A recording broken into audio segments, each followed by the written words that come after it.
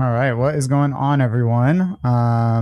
Welcome to Hoops Hobby Hangout. We're here for the 21st time, and I don't know, this may be a risky little thing we got going here, but we are going to talk selling cards again. So um, it kind of seemed like it worked out well. We had a lot of engagement in the chat last time, and I think that there was a lot more we could say, and we just touched on the general stuff. So I think we're going to try to wrap up some of that general stuff, talk a little bit more logistics too, and see how that goes. The other thing that we're doing is, for the first time, we're trying to see what it's like to both be on YouTube and on Instagram. So right now we are also on Instagram. I guess I should probably put my Instagram on this, but that would be at Sack Kings Cards. I'll put it next to my name, but that way, if you prefer Instagram and you want to hang out with us via Instagram, that you could do that too. Whatever you find is easier. Ultimately, like what we want is just to be able to hang out and talk cards and all that stuff. So I put the link for the stream if you want to jump on video into the chat, so you can do that too. If you can also scan that QR code at any time if you want to. And yeah, I think that's all the logistics. Right now, we're just going through my Instagram account because we don't have 1,000 followers yet on the like Hoops Hobby Hangout account, and you have to have 1,000 followers on Instagram to go live on through that account. So I did a whole bunch of things that are unnatural for me and learned how to make my account a professional account. So I think as of yesterday, I'm a professional card collector. So it is working. I just checked it. Yeah. Or live on Instagram. Yeah, live on Instagram. So either way, hopefully we can just hang out for a while, as we always do, and talk cards. And like we said, before we get into all of that selling stuff, anyone got anything to share, updates, anything going on?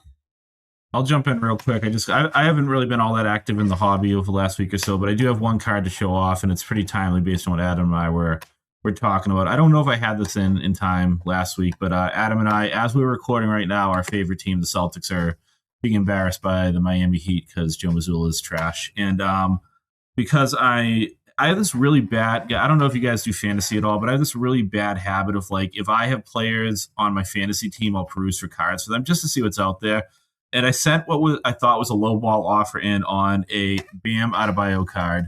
And to my surprise, the seller accepted my $20 offer. So this is a silhouette silver hollow foil game used NBA Relics patch. And again, give silhouette credit. It's a white jersey, and the picture, sort of the silhouette picture right above the patch window is Bam wearing a white jersey, and then he kind of an action shot on the red jersey. So yeah, I don't know if I'll hold on to this card forever, but I am, I'm at the top of the standings in my fantasy league. So if I win this year, maybe I'll keep this as a little trophy to myself. But I don't usually send offers, but I think just Silhouette's been on my mind so much recently that I saw it, and it was the hollow silver, and I was like, he had it listed for like $55 or something. I threw 20 out there just saying, hey, he accepts. And I woke up the next day and said, your shipment's on its way. So I like it. It's about all I've been doing in the hobby, is making some impulsive buys recently. How about you guys? What have you been up to? I had one card come in. I bought it a while ago. It was from China, and they shipped it snail mail. But I think I bought it like the first week of Topps coming out.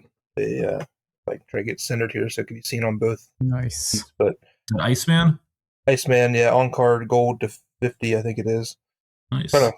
Like, so much awesome. going on in it, you can't even see the autograph, but it's there. It's big and blue, and it looks pretty good in person. Yeah, it's really nice.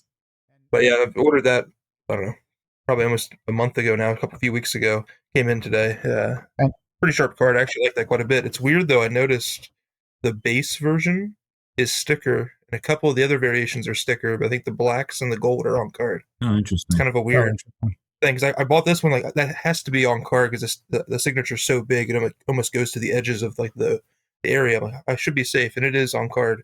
But then there's some that are very obvious, like you can see the reflection of the sticker in the listings. Huh. Interesting. Yeah. I was going to say it kind of looked almost like it was a sticker. That's why it's like looking real close when you first showed it on the screen. But because kind of that cut up that they had is typical for like stickers. So that's cool. Yeah, it's really hard to tell on listings whether they're stickers or on card. It's been like a little bit of a.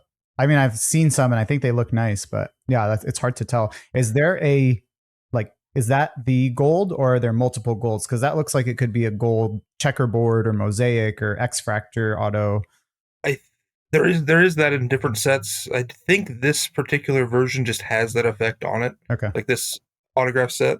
It's funny too. The more I look at it, it's almost like it almost could be a sticker, but some kind of newfound stickers that take up the entire area. Like it's way bigger than, I don't know. There's no visible start and stop of it, but it does look sticker-esque. It's kind of weird. I'd have to get a good picture of it and post it when we post the video.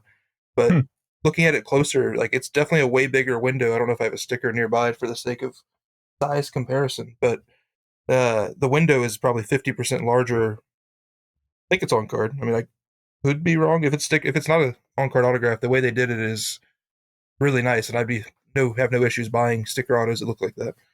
And I was going to say they must have done a really good job. Like it's a great sticker auto if you're looking at it that closely in hand and you still can't tell. Yeah, like I said, if it's a sticker, I put my finger on it, and I didn't really want to do that, but like just rub my finger over top. I cannot feel a difference, but it's kind of got like the certified autograph issue kind of wording underneath it, like you'd see on the stickers. Interesting. But that's not uncommon for them to do just on their on card autos too, is to put somewhere the stamping of the certified on card, the certified autograph. And I mean, talk about an upgrade. There were several sets where they were still used back in the early 2000s, where they were still using Shaquille O'Neal silver stickers, and then they were putting them on triple autos, and the other two players had clear stickers, and there's silver foil stickers. And so if you can't tell it's a sticker, I'm going to say it's not a sticker. I agree, just based on size, Adam. And but if they've developed a sticker that you can't tell and isn't standing out like a sore thumb, I'm all for it. I think there's a time and a place for sticker autos, so go for it. I forget what it's called, Adam. How's the are you still working on the set of that 57 throwback design? Any good players? Yeah, I just got one in the other day. I got Durant in. I think they're behind me. What was I gonna say? Pull those out while I'm thinking about what I was gonna say. Oh, UD Black, they did a triple auto set. I posted online for sure, like the Celtics triple with Pierce, Bird, and Russell. They had one of those of Moses Malone, Kobe, and Garnett. And I remember on Blowout back in the day, I came so close to buying the 1-of-1 platinum, but Moses signed it with a sticker and it completely ruined it. But it's such a cool card, and I would have bought it for pennies by comparison. But did they pre-publish the checklist for this throwback set, Adam, or is it like, do you not know how big the set's going to be when you're done completing it, or like what have they sent out as far as information on it? Basically, they haven't said anything out specific. It's just mimicking the baseball set. Okay. And I could be misremembering the number, but I want to say the baseball set's up to 660 subjects. Oh, this is the Topps Living set. Topps Living set. Yeah, that's what it's called. Yeah, I couldn't think of the name of it, Joey. Thank you. Here's I've bought more than this, but they're just really slow at shipping them. But yeah, that's the update of them. I've seen on Instagram the Topps advertising like Cooper Flag ones. Did they release Cooper Flag in this set yet? They did. They did this past week. I bought 5 of those just to, I don't know. I'm sure it's going to be the stupidest print run of all of them, but I bought them just because I thought they were kind of cool. And you do get a chance at super fractors and refractor versions that I'm never going to get because they're going to print 4 million of them. But you also get the cost down by buying 5. So I figured, why not? I did that with Russell as well, just for I wanted a couple of them, and also for the sake of maybe getting a better chance at a version better than base, and I didn't. But like I said, they become cheaper the more you buy. Yeah, actually, on that note, because it's the same with Topps Now, there was a guy on Reddit posted he bought one base card of a Cooper Flag card on Topps Now and ended up with one of the maybe the game worn shoe relic or maybe relic autos. So you have a chance. You never know. Yeah. You get lucky. Yeah, you definitely have a chance. Most of the cards haven't been overly crazy printed. I mean, compared to base cards standards, I mean, a random Topps base card's got 1 million copies at this point. I think most of the people in the set have been in like the 4,000 to 6,000 range. LeBron at number 1 was like 40 something thousand, but everybody else was pretty low. I think Jaylen Brown was one of the lowest ones. Got to throw that out there. Like 4,300 to 4,600 copies. Wow, that's still a ton. But it's a ton, but then you look at like how many base cards are printed from a Topps set. In the baseball set, they have a few guys that were kind of thrown in the early years that aren't big names, that are pretty short printed, that make the full set kind of difficult. And over time, that might happen with this. I just thought it was kind of cool just because of the 57 original set I put together. I figured this would be kind of a cool combination and get some new names, a mixture of guys like Russell's in that one. And it's not that expensive. It's $9 a week. So, I mean, that's if you just buy one. I think there's $6.50 when you buy 5. It's not a horribly expensive thing to consistently have a new card coming in every week and kind of not finishing, but moving towards completion of whatever the current set is of that. Oh yeah, that's awesome. Yeah, by comparison, back in the dark days of the hobby, when Topps Now first started in 2016, like even their World Series releases on Worlds the day after the World Series games or whatever, those base cards are printed to like 300 or something. They're so rare because it just wasn't a thing as much back then. And obviously now people are buying a lot, try to get those parallels or autos or whatever. So yeah, just it's weird. It's crazy by comparison. Well, I think I could be wrong on this. When they number those like super World Series ones to 300, I want to say that was like a preset number that you couldn't buy more than that. Whereas this is like print by demand. So I would assume they would have sold more than 300 of them had they opened the floodgates to as many as could be sold. But I could be wrong on that. I'm not 100% certain. Yeah, I wasn't the most familiar with it back then, so I couldn't say confidently. Ryan, you got anything this week? Yeah, I was going to say before we move on, you guys got to do a sanity check on me because I bought some RJ Hampton cards, graded, mind you. Oh yeah, what's happening? Yeah, I don't know. Yeah, I mean that's that's what you can find nowadays.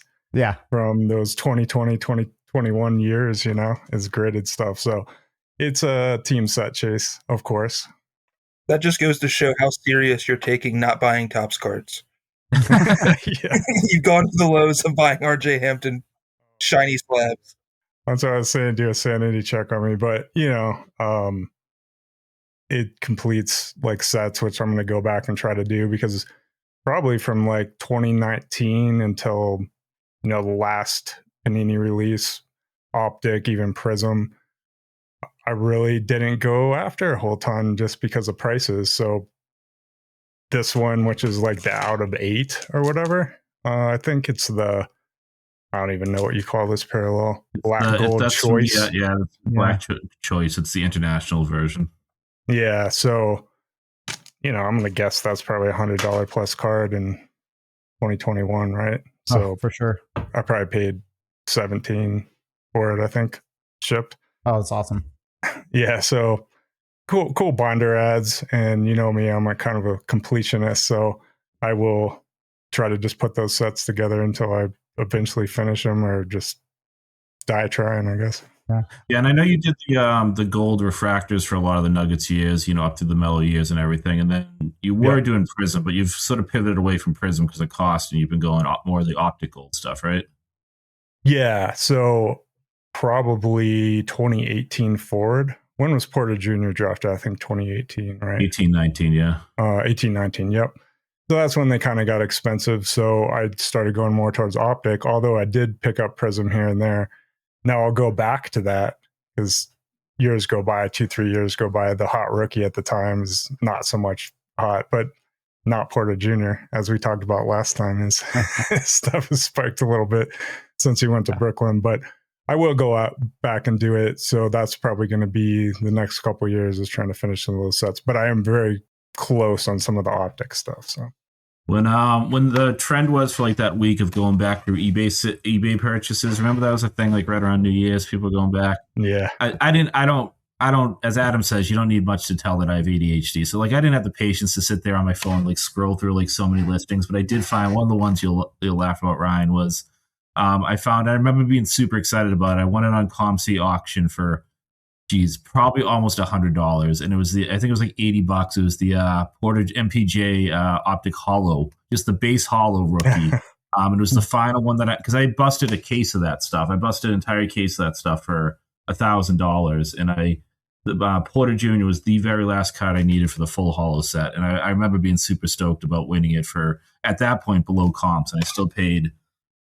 I won it through eBay, but on a ComC auction, I still ended up paying like $85 or something for it. And Now I looked it up. It's $3 card. Yeah, I bet. Yeah, that's how it goes, man. Yeah. I did get for Porter Jr., I think I bought his like select rookie on card auto, which is like kind of before I'd say that's like the 2019 boom, the pre-COVID boom almost. So I do have that one. And then I bought a Prism Mojo. So the only one I'm missing was the gold, and probably should have bought it 2019 because 2020 hit and it just ain't, So we'll see, whatever. I get as close as I can, and if I don't complete them, it's no big deal. Jokic is obviously going to be a little difficult to complete for Prism Golds. Oh, yeah. But you never know. Maybe trade into them or something like that. I find like the higher price ones, like sometimes we'll try to trade into them. So see how it goes. Yeah, sure. Are you giving any consideration to maybe holding on to those Hamptons graded until you find one and then reselling it if you ever find one? Or are you just not worth it. Yeah. This one was literally $17. The other one, I think I paid a little more because it's the true gold, and people, might be going after a set or something. I think the total of that one came out to like 50, which is probably a little more than I'd want to pay at RJ Hampton, but the set chase, man, the team set chase kind of takes over.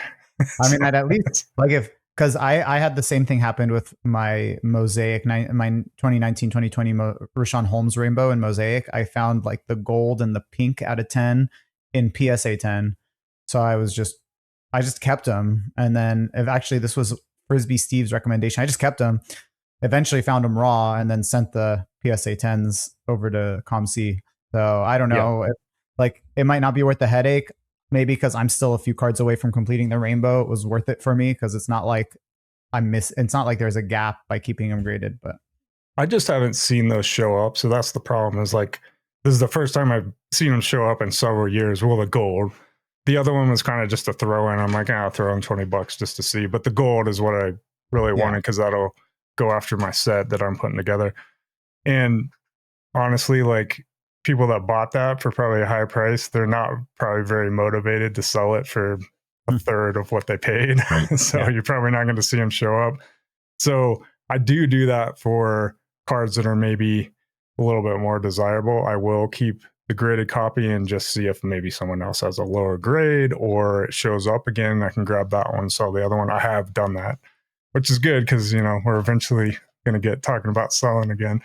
That is definitely a good strategy, but this one I'll probably just crack it. Yeah. Probably not worth holding on to. Plus cracking slabs is fun.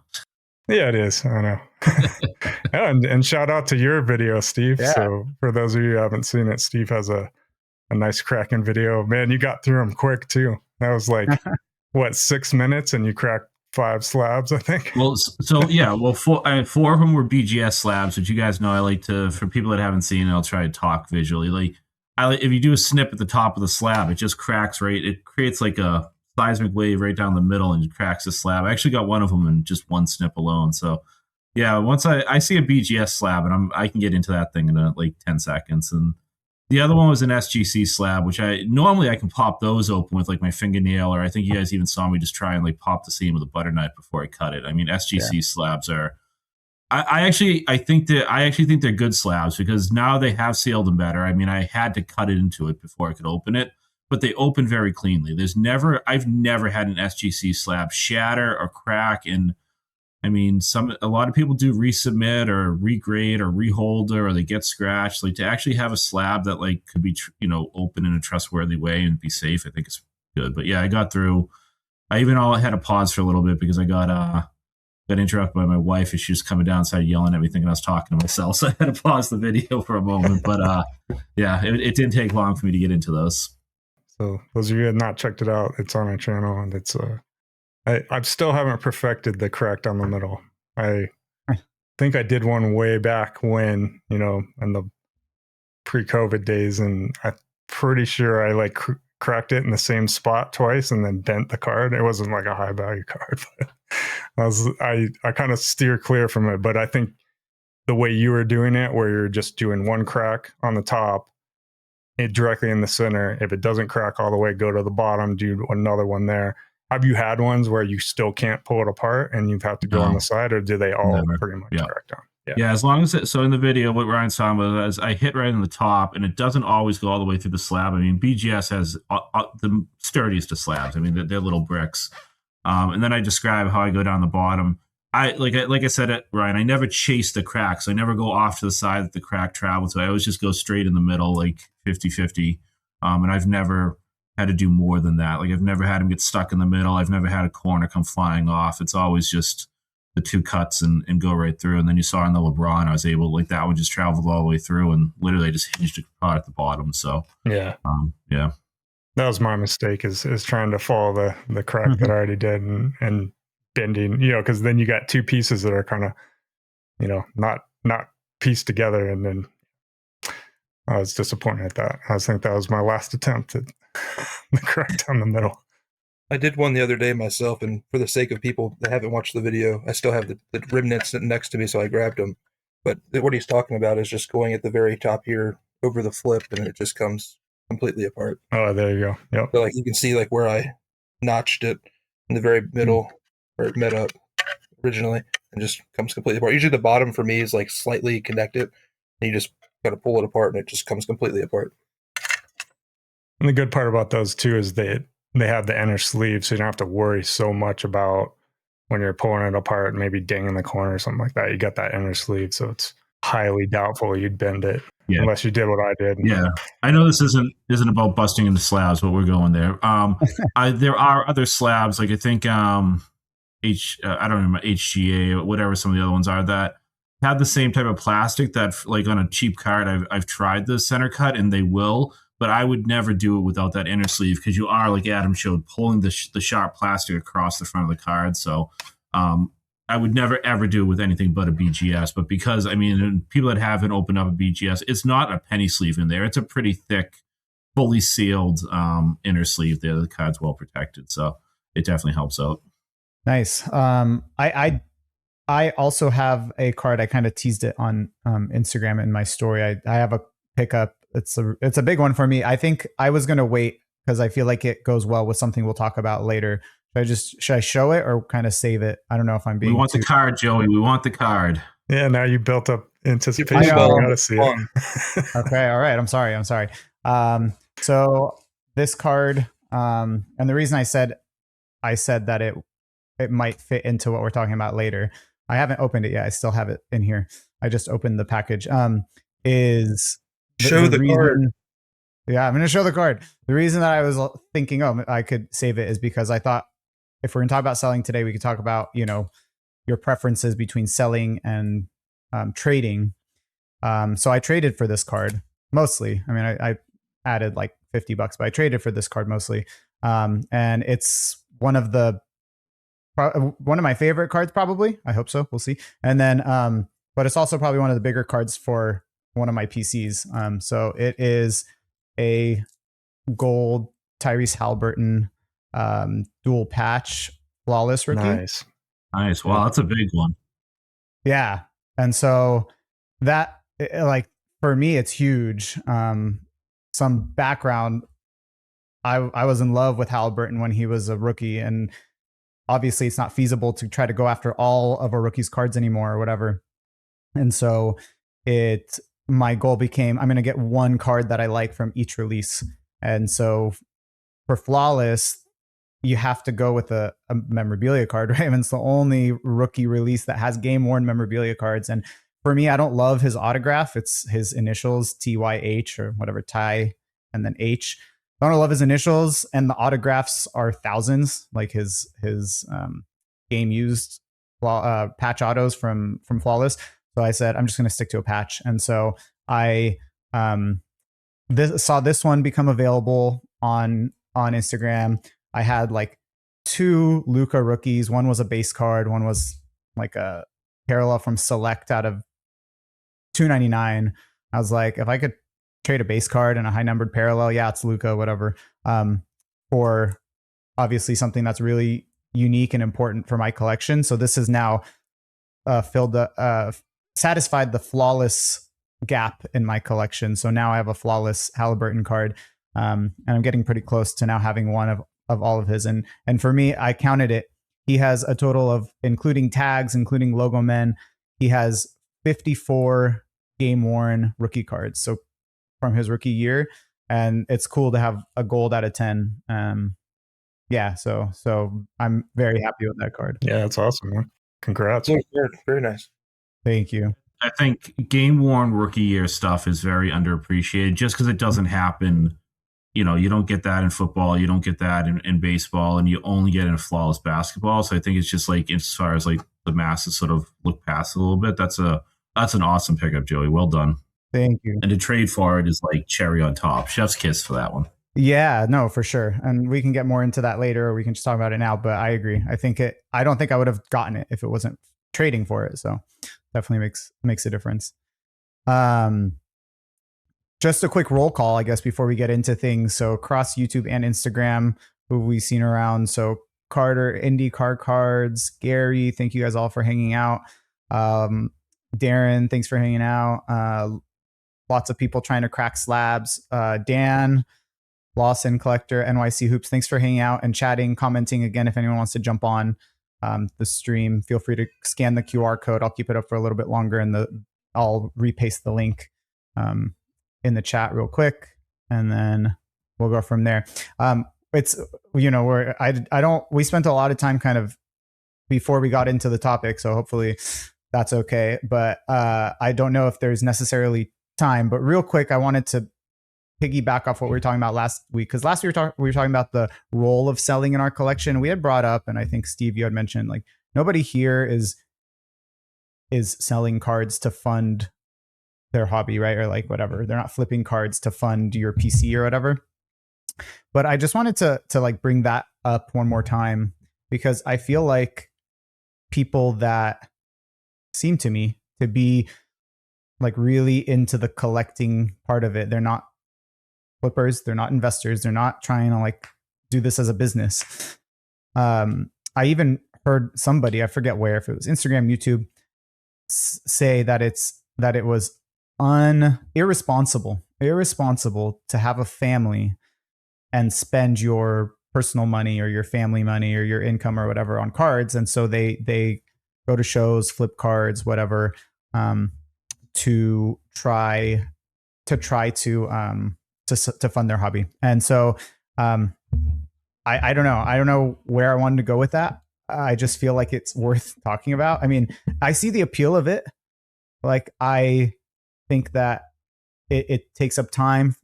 Instead of spending hundreds or thousands, like, it takes up part of your hobby budget in terms of time, in terms of money. It sets good boundaries for you.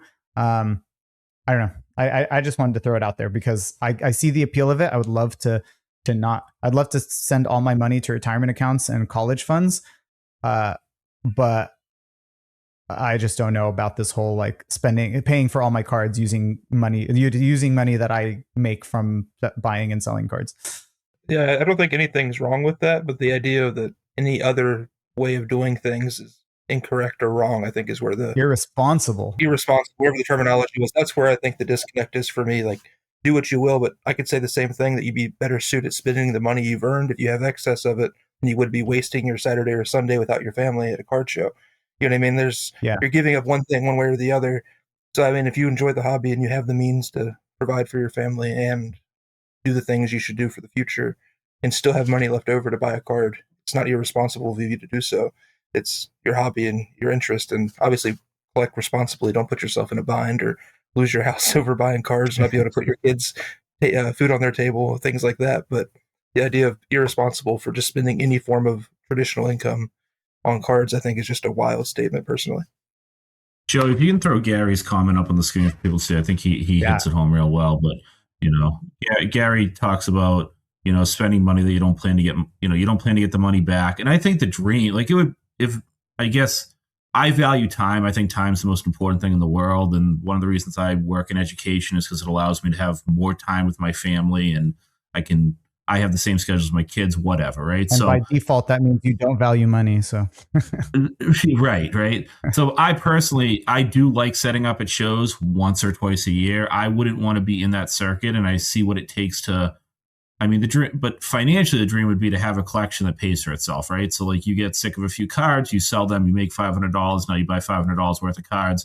then somehow magically those cards either stay the same value or appreciate, right? So the chance of all that happening is very slim. And I just, I mean, it doesn't, like, I personally, like, I do sell, and I sell stuff not to make money, but more to clear it out of my inventory. Because we've talked about, like, my organizations, I keep my collection a certain size, right? Mm-hmm.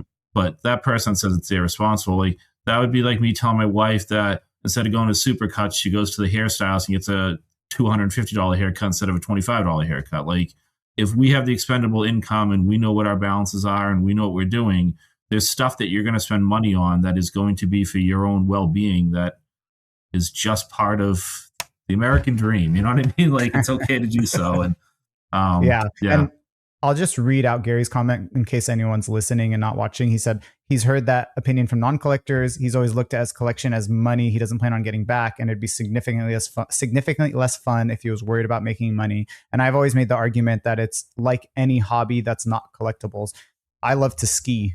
And if I go on a ski trip and pay to fly to a destination, pay to spend some time at a ski resort, pay for lift tickets, pay for meals, that's thousands of dollars that I'm never getting back. It's a sunk cost, right? That's the cost of the hobby. And so that it goes the same way. It's, if, like you all said, if it's responsible and I can afford to do that sort of thing, whether it's skiing or cards, I don't see it as very different. And KC37 says that it's pretty judgy to say it's irresponsible. But Carter mentioned that his collecting is 99% self-funded and he enjoys the challenge of it. And I kind of see that too. Like, I think it's cool to put some guardrails on it, in a sense that, hey, I can kind of like reward myself for paying by buying stuff with funds that I've generated. I guess the question, because you guys mentioned the time, I asked my wife one time, do you want me to try to focus and spend more time trying to generate funds to buy cards? Or would you prefer that I, like you guys mentioned, have time with the family? Like on a Saturday, I'm not going and spending a whole day at a show looking for deals, but I'm with my kids and stuff like that. And she instantly said, no, I want you to be with us. And as long as we can afford it and you're not being irresponsible, it's fine. So I guess my question, Carter, to you, if you can throw into the chat, is, so what does that look like that your collecting is 99% self-funded? Like, where are you where are you getting these cards that you're able to, or whatever, how are you generating those funds, I guess is my question. How are those funds getting generated? Yeah, it'd be interesting to hear. I was going to throw in just something real quick is I've always bought because I wanted the card, but sometimes those cards increase in value. So I think I talked about it last time where I was just buying like Star Rubies and PMG type cards back in the mid 2010s, and into the COVID a little bit too, just because I like the cards, and then suddenly they jump up in value. So I think it's also important to see an opportunity, and that, okay, well, I've got these Star Rubies cards and they're pretty cool, but do I care about a PJ Brown or something like that I could get $500 for? I'd rather have the $500 than I can dump it back into my Nuggets PC. So even if you're specifically looking at buying cards for your PC only, and that's kind of the way you collect, because I never collect with like the mindset of I might flip that card and I might get more value out of this card or that card. I've never really done it. I don't see anything wrong with that. But I've just never done it myself. But if sometimes the opportunity presents itself to sell something that's sitting in a 2-row box in the back of your closet and making some money and then putting in other cards, or I don't know, I've taken money out of the hobby on stuff like that too. And I think I mentioned that last time. So there's no one wrong way to do it, but yeah, less judgmental, the better, I guess. Yeah, for sure. And I think you guys were talking about the time and everything. I think, I think we should have a quick conversation about like how we sell and what methods we use, because I'm thinking like when you brought up, I think it was you, Joey, that brought up the time, and then you went into detail of time with your family. So sitting on the bookshelves behind me there, not cards I sold, so I'm not being unethical, but I've got 3 small stacks of cards that I need to mail out. 2 of them are cards that I'm gifting to somebody. They're like small hits, whatever. And the stack of Justin's cards that I cracked out of the slabs. Just having to put the time into packaging all of them up, make sure they're secure, write the addresses. I'm dreading it. Like I'll do it tomorrow afternoon, but like that going down to the basement, getting my supplies, bringing them up, organizing them. I God, yeah. hate that. Now I don't mind bringing row boxes down and pricing my cards. So when I used to set up shows on a regular basis, or the time I went to the National, I don't mind flipping through while I'm watching a Celtics game and pricing my stuff, but taking the time to make sure I'm in a clean space and like package up cards, mail them out, get them off to the post office. That part of it like drives me nuts. So that limits the amount of stuff that I want to sell, because the easiest way I've found to sell is either go to a show, but then you have to hope the customers come to you, or use an Instagram story, which is great. I can usually post a few things. My approach is if I'm going to put some stuff aside for ComC before they go in the ComC box, I'll throw them up on Instagram. But that means then I have to package up 2, 3, 4, 5, 10 packages within a day or two, get them off to the post office. And that just, as Peter Griffin says, that grinds my gears. Like I just, that part of selling, and I don't get stressed, but like I probably do a little bit too much to make sure I'm organized and make sure the cards get out to the right people. Cause it's not like I have, $1,000 sitting aside to burn, that if I mistakenly sent the wrong card to someone, that I could then say, oh, here's your $100 or $200 back, and not feel it in my pocket. Right. So, I do put some time into it and everything. So, Mark, it sounds like we need to be in business together, because Mark posted here that he's the opposite. He hates pricing cards, but enjoys packaging them up. So I will happily do the pricing for you. You can be the shipping department, because I don't know what it is. I mean, it just drives me nuts, and I find it very time consuming to like take care of that part of it all. I mean, I think I mentioned before, I hate it all. I hate listing cards, pricing them, taking pictures of them to put up. I hate negotiating with people. I hate shipping and printing labels. I hate packaging. Oh God, it's all, yeah, I agree. I'm on board with that. You sound like you're as much fun at parties as the other guy. Yeah. Yeah, it's all I horrible. hate everything about this hobby. Card selling parties for sure. Speaking of which, let's make this a party. Carter's here. I imagine, I don't know if you heard my call to you to tell us your magical ways, as Mark mentioned. How do you do this? How do you pay for all your cards with money you make from cards or whatever? So yeah, I didn't feel like typing anything out. So I figured I'd download my thoughts while I'm still interested. But it's, yeah, when I got into the hobby, I got a little too excited, like that happens with everybody. And it got to a point where I had to ask myself like what I'm going to do with all of this. And I was starting to make connections with other collectors, which kind of felt really grounding, instead of just, something I was doing through the mail. Like back during COVID, I was, I had only been in it for like a year or so. And so I was just kind of doing my thing by myself, while everybody was stuck in their houses. And it was really post COVID when I started to make some connections and felt like, okay, I want to stay in this long term. But I started to kind of get some eyebrows from my wife, where she was like, how much are you spending? What are we do? And I realized like, okay, if I'm going to do this well, I'm going to have to really talk with her, and like, we'll have to figure something out. And I had some success at that point selling some cards. And so I thought, let me try to supplement this as best as possible, and just, sell what I have that I'm realizing I don't want as I become a better and better collector. And, meanwhile, I was at my show a lot, my local show, and really enjoyed it, and found that I liked buying cards at a show.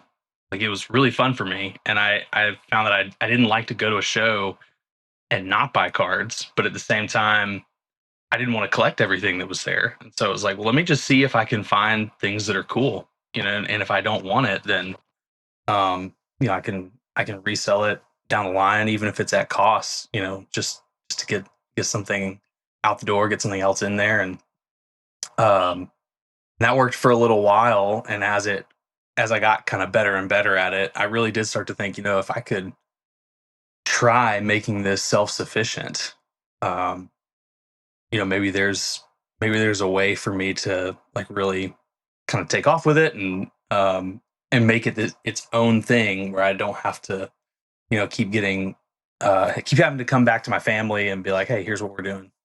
And so I got there eventually, where I was able to find enough cards through what I was doing, and also really had to start thinking about like what is a way to flip cards that matches the values that I have in collecting that my community of collectors has. Like, am I doing it in a way that is appreciated um, by the people that I'm around, and is there a way to like be a good flipper? And I've got a lot of thoughts about that. I think that um, obviously all of us, we buy cards, which means all of us need to appreciate at some level someone who sells a card, right? But that kind of led me to dig into where am I buying cards from? What kind of cards am I buying? And who am I trying to connect with to find these at home? And so that kind of led to the point where I'm at now, where I'm really searching after not cards that are where I can get the most value out of them, but cards that I think are the most collectible. And where am I getting them from that I can bring them to a place where somebody who wants to collect those cards will appreciate them?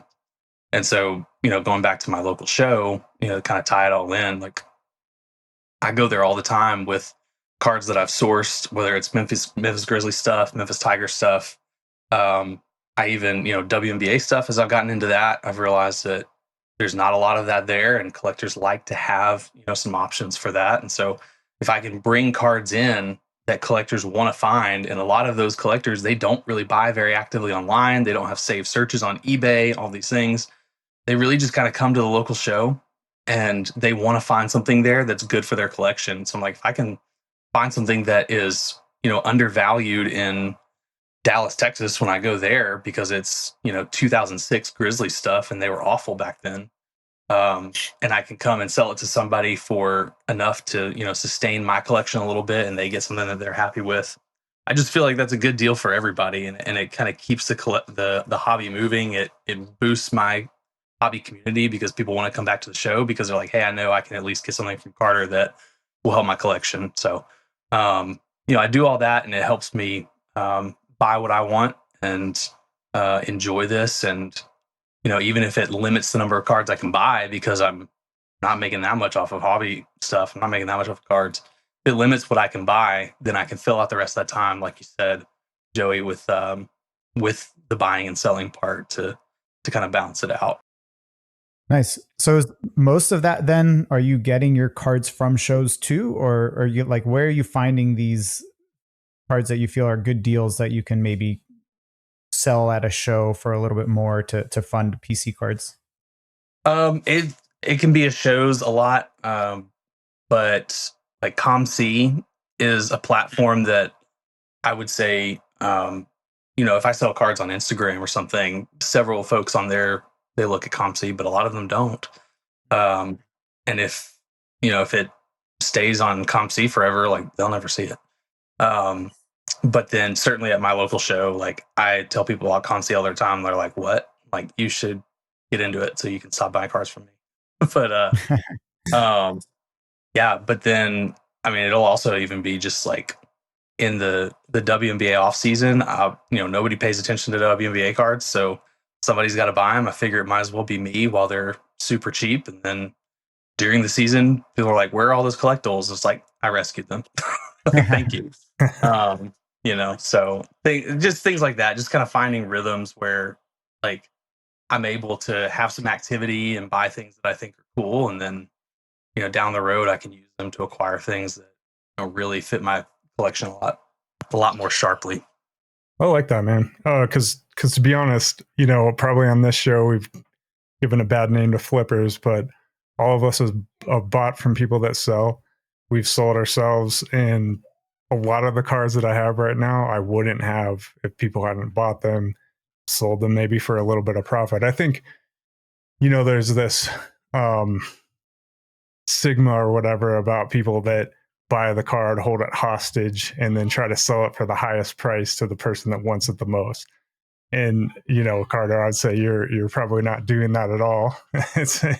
and to me, it's a needed function. So it's maybe gotten a little bit out of control in recent years, but even back in like the blowout days when, I mean, literally, because I'm in Denver, we had a decent card show once every 2 years or something.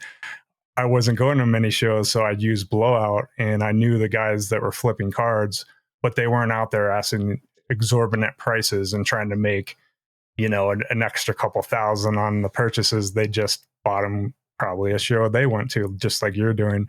So definitely commendable. And thanks for the explanation there. That was really good. Yeah. As a hobby, we need people out there doing that stuff too, right? Like it doesn't help anybody to have, like my local show, we call it the Dedham Show. It doesn't help anybody to have some really nice Memphis Grizzly cards sitting in Dedham, Massachusetts for 6 months on end at the monthly show.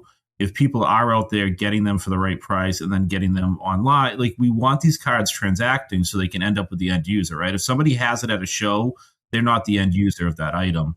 Carter, one thing I do want to give you credit for, and I don't want to keep you longer than you need to, but I really appreciate your story sales because when you do go to Instagram, your stories, you don't just usually post 2 cards at a time. Like you've got sort of a theme you'll go through. And I imagine as a seller, you have stuff where people see the one card they want, but you've got enough up there that they're maybe like, oh, if I'm already paying for shipping, I'll grab 2 or 3 cards and kind of bundle them up.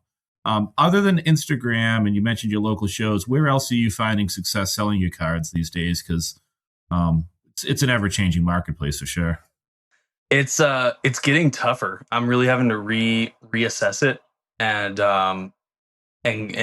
pay a lot more attention to the kind of cards I'm buying and say, like, can I find the people who want these cards? Because if not, it's not worth it, to me or to anybody who's, seeing my story sales or, seeing me at a show or whatever. But I'll sell some at a show. And then, with WNBA cards, I found a ton of success selling on Facebook. Been a part of a really great Facebook group for like half a decade now. That's traditionally was full of collectors, and ever since Caitlin Clark, it has become the same kind of cesspool that most of the Facebook groups are, and that's been unfortunate. And that's something that I've commiserated with a lot of WNBA collectors about. So I don't sell as much on there anymore. But I think I really try to just avoid like eBay and places where I'm going to run into a lot more non-collectors than collectors when it comes to buying. Sometimes, even if you have the right stuff, like you can just kind of attract like a weird crowd that you don't want to put in the effort to deal with. But ultimately, just I want to sell in places where I can also make a connection. Like I don't want to sell in a place where I don't have a chance to make a friend, because I've made friends from selling, like that I first sold a car to, and then kind of grew a relationship from there. And so you just try to be the kind of seller that I would want to buy from, and be fair with people. And ultimately, like, I benefit from flippers too. I've got people who go out and look for Mike Conley cards, and they bring them back to me at the Memphis show, and I know they're making a little bit of money off of it. Guess what? I'm happy to give it to them because they found a card for me that I wouldn't have otherwise. So I do think at the end of the day, it's all about just finding connection in a different way. Because at the end of the day, if you're just using it as a means towards an end of having a bigger stack of cardboard, like, or of cash, if that's what you're into, I think you're going to get to a weird place. I wanted to ask, you mentioned like you've made friends selling and stuff, and I feel like I'm actually the opposite. My favorite places to sell are eBay and ComC, because I don't have a following to sell. People don't look for what I'm selling. People don't care about the cards that I'm trying to sell. So you go to eBay, you cast a wide net. You go to ComC. That one's nice because you just throw them in, and then all you have to do is price. And if you change price, if like price changes, you change your price, you sell it. You don't have to ship it to any individuals, whatever. But did you how did you kind of build up that relationship with people on Instagram, Facebook? Because when I've tried to sell there, I've found very little success for the most part. And I feel like most of who I run into there are people who are trying to get the card from me so that they could resell it, which means they don't want it for whatever I'm offering, so. Yeah. Well, I mean, I sell to people sometimes who I know are like trying to resell cards, but I don't take too much offense to that either. Cause I'm like, man, if I'm selling cards at a price that somebody else wants to buy them to resell them, then I know I'm like I'm keeping myself in check. Like I'm not, you can't always sell to the end collector.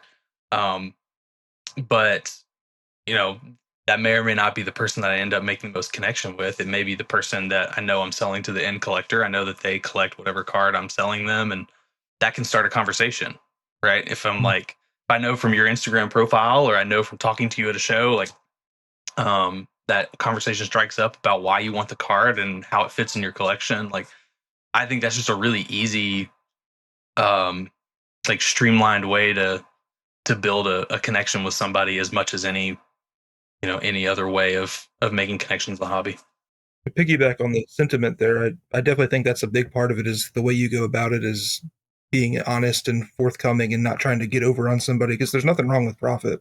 There's nothing dirty about it. It's just you see some people who are seeing a deal for a car that's worth $1,000 and they see it priced for $100 and then try to offer $50 and then post it for $2,000 and do these little acrobats throughout the transaction that kind of make them less savory, whereas you're just buying something for a fair price and selling it for a fair price and making a little in between. And there's nothing wrong with that. So, I mean, we may kind of talk bad about flippers at times, but there's nothing wrong with flipping. It's the people who give flipping a bad name that we are kind of pointing the finger at. And obviously, got to shout out the show too. Was it Mid-South Show? Is that right? Mid-South Card Show? Yeah, Mid-South Card Show. Yeah, I know you came at least one time and set up, didn't you? Yeah, I went once. It's Bartlett, Tennessee? Mm-hmm. Yeah, it's actually this Saturday. All right, well, there we go. We're going to get probably one person that watches this that's within driving distance, hasn't heard of it, but it's worth throwing out there. The social media manager is much better than the promoter is all I'm going to say. No, the promoter is the best person to ever walk the earth. Great guy. Oh, wow. Brown noser. Okay. Carter, Jake was asking if you ever gone to this shop, I think, TN Cards and Collectibles on Winchester. Does that sound familiar to you? Yeah, I've met the owner. I've never actually gone there. He used to set up at the Mid-South Card Show, the guy who eventually opened the guy who once owned that shop, I guess. I don't remember if it's still around, but no, I never went to that one.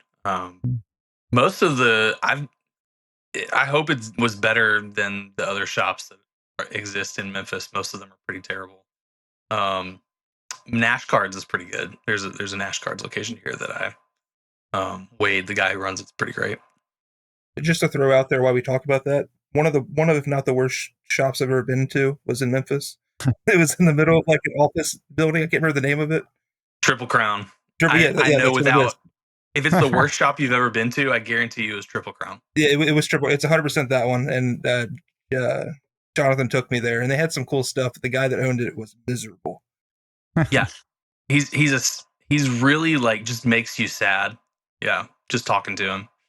I don't know why Jonathan would even have taken you there. Like, I would refuse if a collector friend came into town to visit me and was like, take me to a card shop, and Nash Cards was closed. I'd be like, we don't have any card shops. I would not take you there. He at least took me to Nash Cards as well. But yeah, we went in there and they had some cool stuff. The guy there was just, I mean, he had to have hated his life. Like, he cannot be pleasurable in any instance outside the shop, inside the shop. I see Darren's in the comments saying he loves Triple Crown. Darren loves Triple Crown. Why? I don't know why. I mean, I think he got one card there for like a decent price and was like, yep, this place is great. I'm like, okay. They had a Ronnie Brewer number to 5 card he's been looking for 30 years, so he's just happy. That's all it is. Exactly. Yeah, y'all get him on here and grill him about just his whole rationale for which card shows and card shops he goes to and why he never tells his friends that he's going there. He just shows up. That is true. He'll go to like the Nashville show, drive however many hours, hop in, say hi to me or a few other people, buy a $10 card, then drive straight back home. It's like 6 hours away or something. Yeah, he's a bad I'm like, man. dude, just text me. Just text me. It's so easy. I know we had just talked about Jake's question. Jake also seems like he is aligned, Carter, to what you were saying about collectible stuff, because it sounds like he's been picking up some Topps Chrome refractors from the 2000s and maybe the 90s after he heard the license was coming back. Shout out to Abra. He's hanging out with us, spewing his brand of stuff over there. I like it. And also shout out, thanks Sean for shouting that out, to the Kings 3-game win streak, baby. So come to me for all your Kings needs. We wanted to talk about, one of the things that we wanted to mention was the pros and cons of the different platforms. Is there anything, because we talked about Facebook, Instagram shows, eBay, ComC a little bit. Is there anything about the platforms to sell on that is useful or important to know or to put out there? I'd say for what I would say, well, Carter thinks is because you mentioned ComC, Joe, and I use ComC a lot. I think ComC is very user friendly and easy to navigate once you know this system and once you know how to price your cards and what your levels and the payouts are. Because you have to buy into store credit up front and the payouts are at different levels and et cetera, et cetera. I think ComC, there's a lot of learning that goes in. You have to be willing to kind of make some mistakes and maybe lose some dollars up front. I love flipping on ComC. Like if I see something, it's very easy to see a card priced at $5, use store credit, so I'm not putting any cash in, and reprice it at $12 and take the first $9 offer that gets sent in. So like Carter said, it's tougher to find the cool stuff these days, just like it is at shows. But the one red flag I'd put about ComC, and I know they were all over the, I don't want to talk ComC in depth and all the rumors and everything, but as far as like if you want to sell on there, it definitely takes some time to learn. Make sure you factor in that you are shipping 100 cards at a time, so the shipment's going to have some money behind it. There's listing fees, there's payout fees, there's different things to it. So definitely a bit of learning that goes into navigating how to sell and buy on ComC effectively. If you want to make a profit, if you just want to dump cards and you don't want to deal with them, send them all your stuff, and if you don't care, you just sell them. But if you're trying to kind of keep the money moving, and that's what I love about it, is it's kind of like trading without having to find a trade partner, because you throw the cards that you don't want there, you sell them, and you use that store credit to buy the cards you want for your PC. So that's what's nice about it. And once you have your first set of cards on there, you never have to put in any money. You have to pay for the accepting of your initial shipment. But then, like you said, Steve, you never have to put in any money after that. It all just comes from the store credit you make from your sales. The one other thing that I don't love about ComC anymore is that now that they've changed their shipping rates, it's essentially 50 cents of shipping for every single card you buy now. Yeah. So it's like totally killed low end for me. Like I used to buy all my base cards off ComC, and I don't anymore at all, because base cards are like inserts that were super cheap for the PC. I don't anymore at all. So I try to only keep it to stuff that's like at least $5 on there if I'm trying to buy it for my PC. The only form of ComC selling I've ever done is what Steve kind of suggested, in the sense of buying for 5, selling for 10. Kind of thing. I've done that a few times, but I've never actually sent in cards for them. The one thing I was going to throw out, selling on eBay, which I don't do a ton of, but a few cards here and there.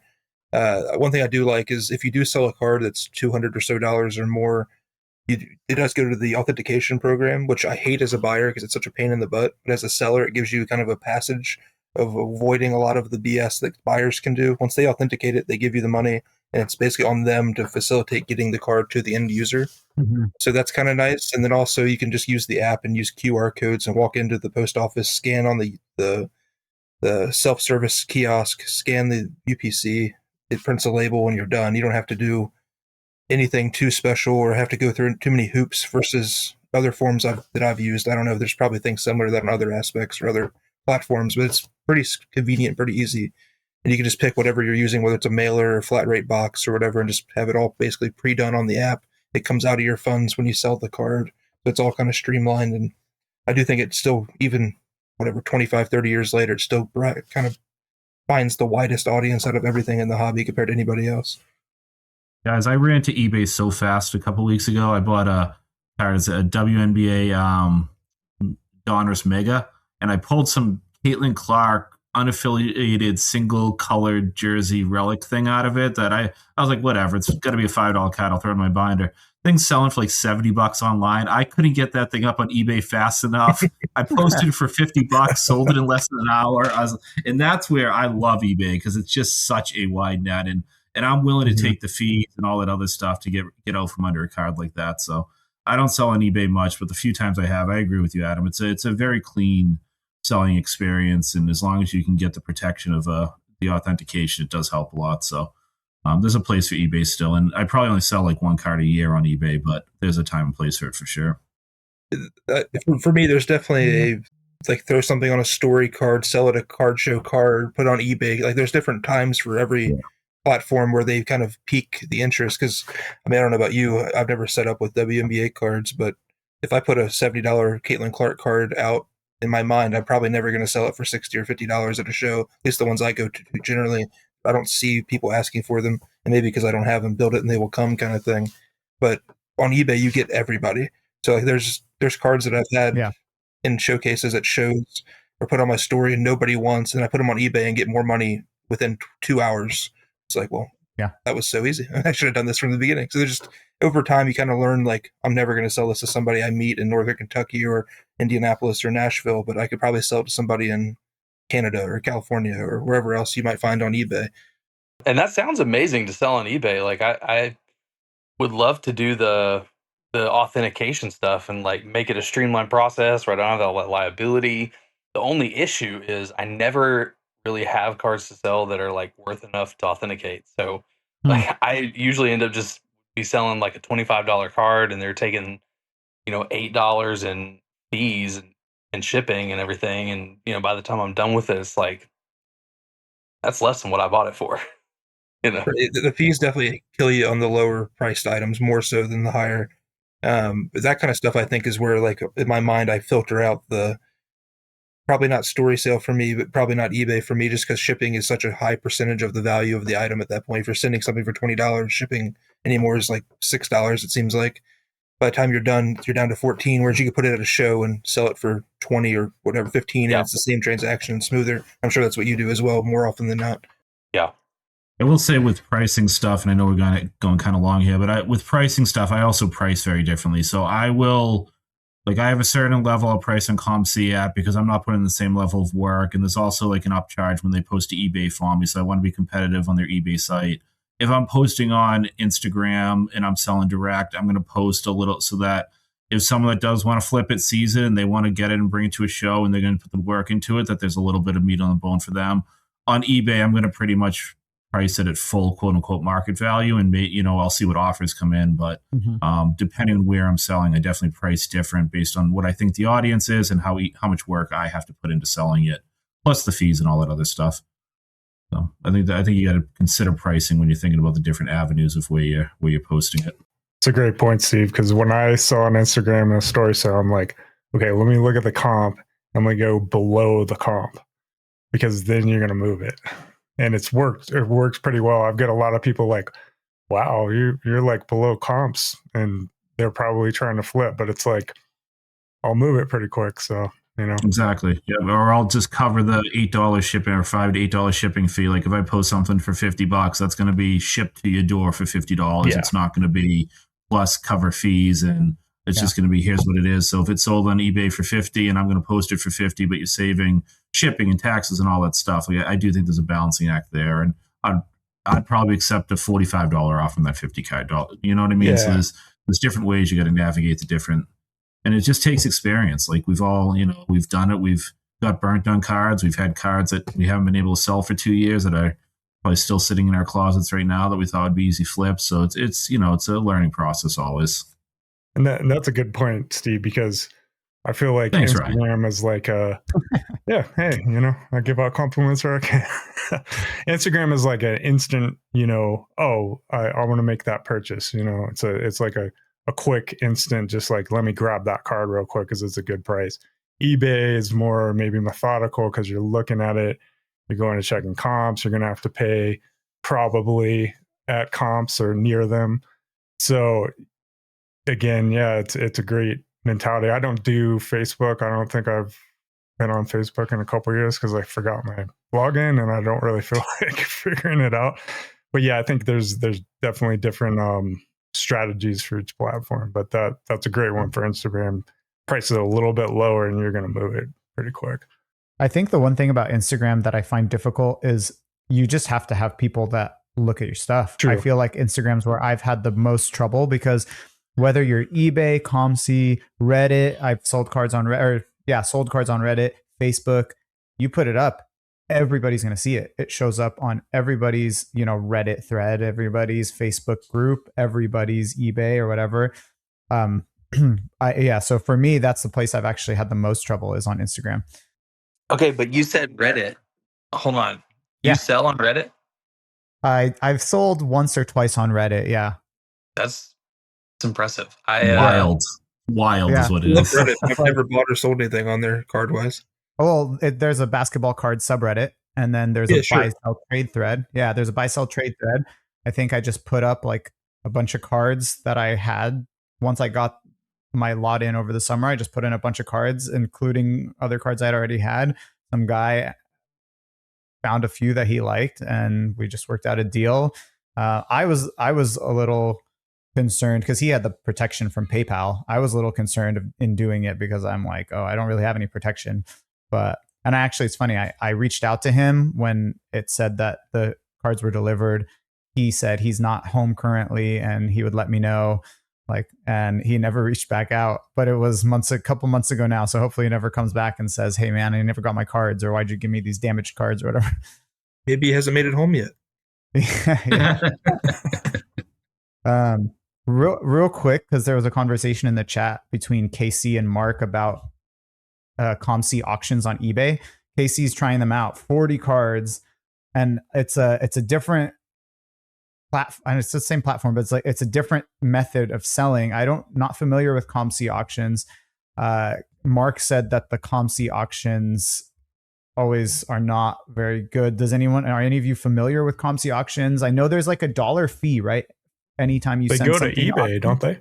Yeah, they waive the fees. You can always get promotions. The downside to the ComC auctions, and I've done them. I haven't done them much since like the boom of 2020 through 2022, when like you could, again, the selling graded base cards for $200 was just happening left and right. The downside to it is I do think you get a little more exposure. They do advertise their auctions. It goes to eBay. The downside is you don't get control over when and how it posts. So you kind of just mark it as going to the auction. And then they, depending on what level, so if you sent in a cheap card and you just got it scanned in at their cheapest level, they're going to force you to rescan it at their like higher HD elite level or whatever. So that's where that $1 fee comes in if you sent it in at the 50-cent level. But then it might post as ending on a Wednesday at 5 p.m. or it might post as ending on a Sunday at 8 p.m. Like you don't have as much control over when and how it posts. It just sort of goes in the queue and gets uploaded. So you're definitely giving up some control over the auction. And I don't think I love paying for eBay auctions with ComC credit. Like I'll absolutely, like, especially for, it doesn't matter. Like it's just not cash out of my pocket. I don't think as many people as we would assume are even aware of that option or even, have built up enough ComC credits. I don't know that if I were to send something through to auction at this point, I would use a different consignment company other than ComC. But stuff that I just want to sell as a bin, and I just want to be able, and I have $100 cards in my ComC inventory. Like I'm not afraid, and I've had slightly higher end stuff in there for sure. I've had up to $500-$600 cards in my ComC, inventory that have sold easily. But the auction is not. I haven't submitted a card for auction in, I don't know, probably 2 years. And even then it was like a couple Marvel cards that I got through ePack that I just wanted to unload and I never had like physically in hand. So it's not my favorite way to sell on ComC.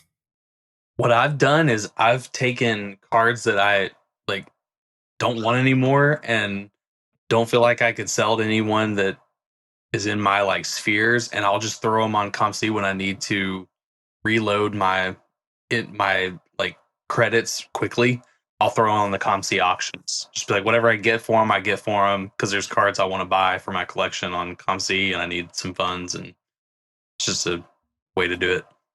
The one thing that I would mention, since we're talking about ComC, is their promos are usually really good. Like in the spring, they had a graded card promo and I added 35 graded cards and totally free to add to the site. Like that was awesome. So I would just pay the 5% fee when it sells. That's their fee compared to eBay's like 15%. So that was really nice. There's some talk about buying cards on Amazon in the chat. I don't know if we should probably like call this right now. I don't know if we've ever talked for this long.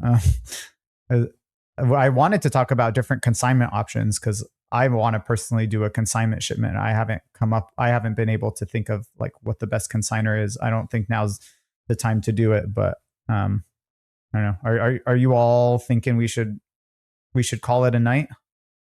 Yeah, I got to get up in like 6 hours. Yeah. I could hop off regardless. You guys could choose to talk about consignments or not because I'm not the expert there. But whatever you guys decide to do with your time, I'll let you wrap it up as you wish. Thanks for joining. See you, man. Thanks for hanging Thanks, out. Carter. Good to see you, buddy. It was Yeah. fun talking to you. See ya. All right, everyone. I think that's probably going to do it for us. We can talk consignment. We can talk trading. We can talk whatever.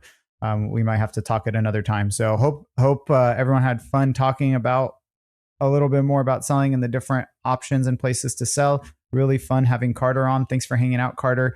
I think the hobby boards have been a little bit more active this week, so that's been fun. Anyone have anything to throw out there before we call it a night? Celtics won. Celtics did win. Yeah, nice. In spite of Joe Mazzulla. I forgot all about the hobby awards again. I'll look at it this week to not be absent. Yeah, we just got to call it out on the show. Get people over there. Yeah, there we go. And thanks everyone for being in the chat. Abra keeps it alive, I will say. So oh, yes. One more if you're listening in, Abra, thank you. Yeah, and I wanted to say thank you to Abra. He sent me these to put some cards in. So thanks, Abra. Nice. They came yesterday. Appreciate these. Ryan, he's been trying to contact you to see if you want some. So maybe you should. Oh yeah, I will get back with you if you responded. I am bad at it. Oh, thanks, Orlando. Thanks for trying to peek in when you could. All right, everybody. Have a great week. We will see you next week. And don't forget to keep hanging, collecting. See you on the hobby boards. See you next week. See you guys. Be well, everyone. Yeah.